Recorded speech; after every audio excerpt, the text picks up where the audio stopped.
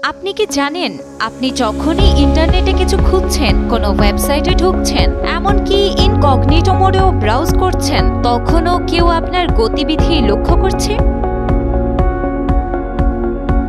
সম্প্রতি র্যাটবাউড ইউনিভার্সিটি ও IMDEA নেটওয়ার্কসের গবেষণায় উঠে এসেছে ফেসবুক ও ইনস্টাগ্রামের মূল প্রতিষ্ঠান মেটা অ্যান্ড্রয়েড ব্যবহারকারীদের ওপর গোপনে নজরদারি চালাচ্ছে। তারা একটি নতুন ধরনের ট্র্যাকিং পদ্ধতি চালু করেছে যা মেটা পিক্সেল নামে পরিচিত।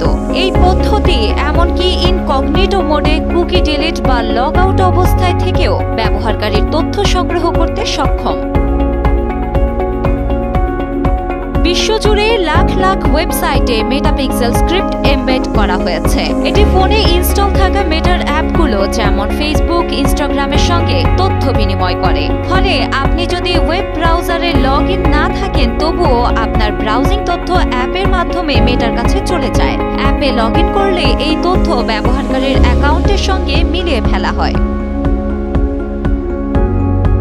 মূলত বিজ্ঞাপনদাতাদের জন্য এই তথ্য সংগ্রহ করা হয় যাতে তারা জানতে পারে তাদের বিজ্ঞাপন কতটা কার্যকর হয়েছে। গবেষণা বলছে 2024 সালের সেপ্টেম্বর থেকে মেটা এই ট্র্যাকিং চালু করে। এ ধরনের কৌশল ইয়ানডেক্স 2017 সাল থেকে ব্যবহার করছে।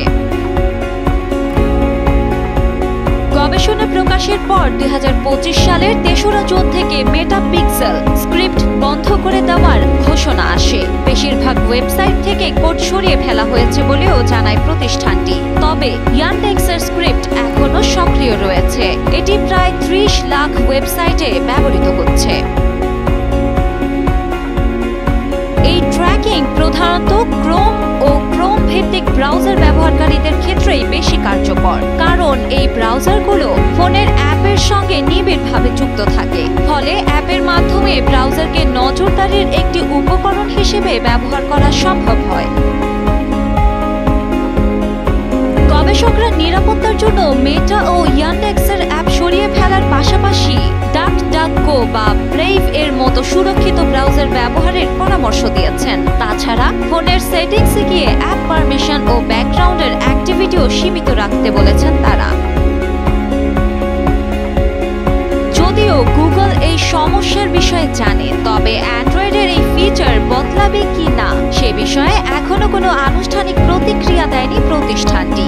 তবে ব্যবহারকারীদের গোপনীয়তা রক্ষা নিয়ে নতুন করে এই প্রশ্ন ওঠায় এখন দেখার বিষয় এই নজরদারি থামাতে প্রযুক্তি প্রতিষ্ঠানগুলো কি পদক্ষেপ নেয়। ডেস্ক রিপোর্ট, সময়ের আলো।